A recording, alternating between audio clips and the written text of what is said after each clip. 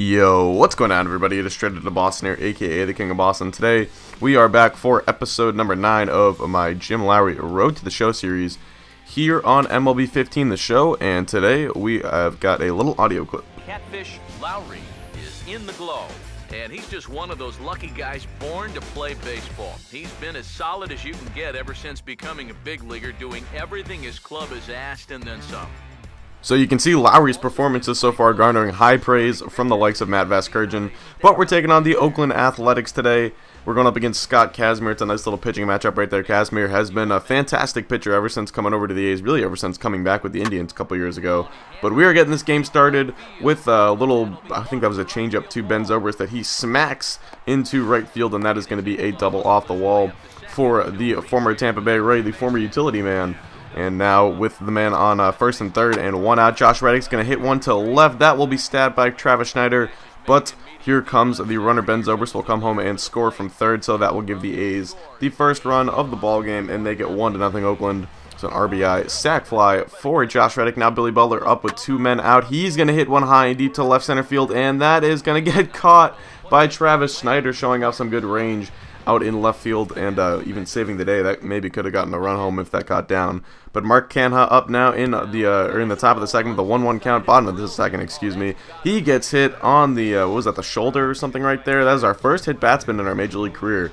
And I think it's actually the first hit batsman in this entire series, like including AA. So it's pretty curious right there, but Canha gets on to first now with 2 men out. Here's Max Muncy. He's going to hit one high and deep to right field. This ball is back, and that's going to be over the right fielder's head, one hopping up off the wall. Here comes the runner, Canha, all the way from first. The throw to the plate is not in time, and it's an RBI double from Max Muncy to make it 2-0 Oakland. So Lowry running into some struggles here early on. Now Sam folds up the leadoff hitter with an 0-1 count. He is going to fly one to center field. Adam Jones tracking this one. He will get under it and make the play for the third and final out of the inning. So Lowry gets through the second. Now we're into the bottom of the third. It's a 2-1 ball game. Ben Zobrist up 0-2 count. That is a little ground ball to the first baseman, and now we're getting back to what we like to do, getting guys in pitcher-friendly counts and then hitting them with good pitches, trying to get them to roll the ball over, hit a weak ground ball, or even strike out if we're lucky enough. But Diane Vincieto here, he's going to ground that one to the third baseman. Machado will just step on the bag to make the nice play. So now bottom 4. Here is Mark Canha up again, 1-2 count, and Canha's going to ground this one again. A 2-strike, weak contact, doing what we do, but no strikeouts so far this game.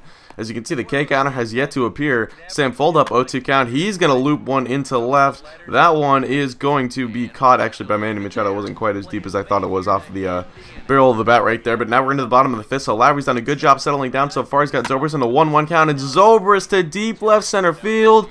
That ball is back. And goodbye baseball. A solo home run for Ben Zobrist, and he absolutely smoked that. It's not very easy to hit home runs to that part of the field in O.co, but Zobrist absolutely smacked that one. Great opposite field power, and just a bad pitch by Lowry. Hung a fastball over the plate. I don't know, can you really hang a fastball? Is that how you describe that? You just leave it over the plate, I suppose. But anyway, we bounce back there. Stephen Vogt grounds out to the third baseman. Now bottom 6, Diane Vincieto up. First pitch of the AB to him. He's going to ground this one to Machado. Machado's throw to first will be in time for the first out in the inning at the top of the 6th. So still, or the bottom of the 6th, excuse me. Still keep thinking we're the home team. So working pretty well into the game here, 5 1/3, and now in the bottom of the 6th with 2 men out. This is going to be Marcus Semien. Semien's going to line this one. That will be caught by Travis Schneider, a diving play. So Travis Schneider really has become a good defensive left fielder for us in this series so far. But anyway, we pick up the loss, and as you can see, no strikeouts in that game. For the first time in our professional career, we failed to strike out a batter in an appearance. Pretty amazing right there. So anyway, we continue our West Coast road trip with an affair against the Los Angeles Angels of Anaheim and C.J. Wilson on the mound for LA. So another little interesting pitching matchup here, although I definitely say we would have the edge in this one. So anyway, bottom 1, here's Johnny Giavotella hitting number 2 for the Angels, and he's actually going to slap one into left center field. Jones will cut it off. Actually, it's going to get by him, and Giavotella can fly. He's going to run for a while, rounding second, heading for third. The relay, not in time, and it's a 1-out triple. Thanks to the bad defensive play by Adam Jones right there. He's got to take a better angle to that. So now we got to face Mike Trout with a man on third. Luckily, and I say luckily, we only let him ground that one out to the shortstop or the second baseman, so he still gets a run, or he still gets an RBI, but, you know, Trout definitely could have done some more damage there. So now Chris Iannetta up in the bottom of the third, 2-2 count, and finally we got our first strikeout of the episode on the changeup, down and away. K counter and number 1. Get that up on the board, and you can take a look at the replay. Iannetta, a man who does like to strike out a lot, ends up Kang right there in a nice little changeup. So 1-2 count to David Freese, the next batter. I think that's David Freese. He goes down swinging on, I believe that was another changeup. So again, another nice little strikeout there, and now we're going seeing if we can strike out the side here. 1-2 count to Eric Ibar. He cannot do anything with that curveball. Freezes him on the inner half, and Lowry, after not getting a strikeout through the first 8 innings of this episode, strikes out the side in the 9th. Now Mike Trout out, and Mike Trout to deep right center field. You knew he had one of these in him at least today, but yeah, facing Mike Trout, not very fun. He hits a solo home run, and that is going to make it a, I don't know what the score is actually. I think it might be 2-0, but I'm not sure. So anyway, Trout with the long ball. Now it's actually 2-2. Albert Pujols up next. Still bottom 4. 0-1 count. He's going to ground this one softly. Davis over to field it. We break the bat. Or I should say we break Pujols' bat. But anyway, Lowry gets over there to cover in time for the out. So bottom 4 still. Now the next batter is going to be, I believe that's Cole Calhoun. He's going to ground this one softly. Manny Machado with a nice defensive play using the bare hand and the strong arm throw to first in time, and we would get out of the inning. Now bottom 6 here, 0-1 count. 2, I believe this is Johnny Giavitelli. He's going to line this one, but it's stabbed by the third baseman Machado, and he gets up and gets the out at second. They can't turn 2, but what a play by Manny Machado. A wizard over there at third base. I mean, seriously, this guy is so much fun to have on the team. The only thing is I wish he played shortstop. But anyway, Mike Trout now up 0-2, and we actually are able to get the strikeout on Trout, our 4th of the day. He does strike out a fair bit, so it's not completely you know, what should I say, or completely surprising, but still nice play nonetheless. And now with 2 outs in the inning, we're gonna skip ahead here. Matt Joyce up with 1 out in the 7th, 1-2 count. He's gonna go down on the changeup, our 5th strikeout of the day. So finally, Lowry racking up the strikeouts and actually pitching quite well this game.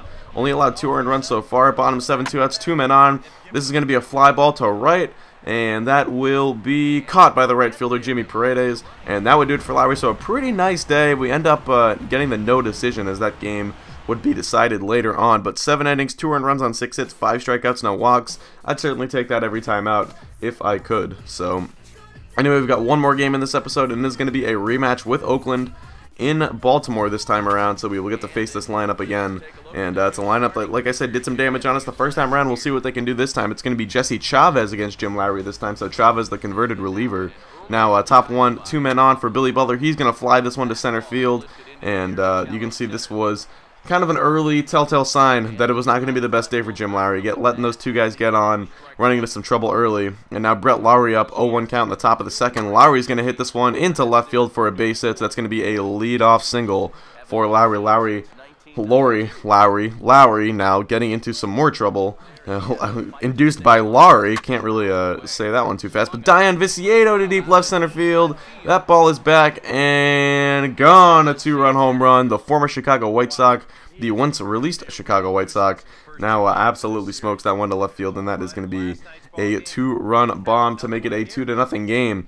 Give the A's the lead right there. So more home run trouble for Lowry. That's been a big struggle of his so far throughout his major league career, and it's continuing to bite him in the butt, as I think we've probably allowed at least a home run every game so far, or something along those lines, which is pretty absurd. Not something you really want to be doing. But anyway, that's going to be a walk to Marcus Semien, so that's going to put 2 men on. Now we're going to get a visit from the pitching coach. He's going to tell Lowry to calm the F down. And now with a 1 man on, top of the 2nd still, Sam Fuld, he's going to walk next. That was a 4-pitch walk, so Lowry, not a guy who walks a lot of batters, but he's walked back-to-back batters here. And then Ben Zobrist again to deep left field. That one wasn't even a bad pitch. It was a nice little changeup on the outer half, but Zobrist absolutely smokes it, and that is gone. So Ben Zobrist, a 3-run home run, and now is going to be a 5-0 lead for the A's. Lowry really putting his team in a tough spot. Not pitching well whatsoever right now, and things are not going well for him today. So anyway, Zobrist makes it 5-1 now. Still top 2nd. Josh Reddick up at the 0-1 count, and Reddick is going to ground this one to the shortstop Hardy. Hardy's throw on to first in time, and Lowry is finally out of the inning. But we're going to skip ahead here now to the top of the 3rd. First batter is going to be Billy Butler, the first pitch of the inning. And that's going to be ripped into left field. That will get down the line and roll all the way to the wall. Now, Billy Butler, not the fleetest of foot, but he is going to, actually, he's going to hold at first there. I thought maybe he would try and get into second, but good defensive play by Travis Schneider, holds him to a single, but unfortunately for Lowry, that would do it for him. So Buck Showalter is going to come out. You can see this will end up being his final line. 2 innings pitched, 6 hits, 5 earned runs, 2 walks, and again, no strikeouts. So things not going well for Lowry. Buck Showalter not happy in the dugout. I don't know if this little cutscene is supposed to be before or like during the game or after the game, because players don't sit around in the dugout after the game, but you know, whatever, MLB. So as you can see, our stats have ballooned a little bit here. ERA up to 3.10. Our dips is up to 3.7. So really not pitching well right now. Not pitching not pitching our best. But anyway, that is going to do it. So I hope you guys did enjoy this episode. Thanks for watching. Hopefully we can rebound in the next one. And I'm out. Peace.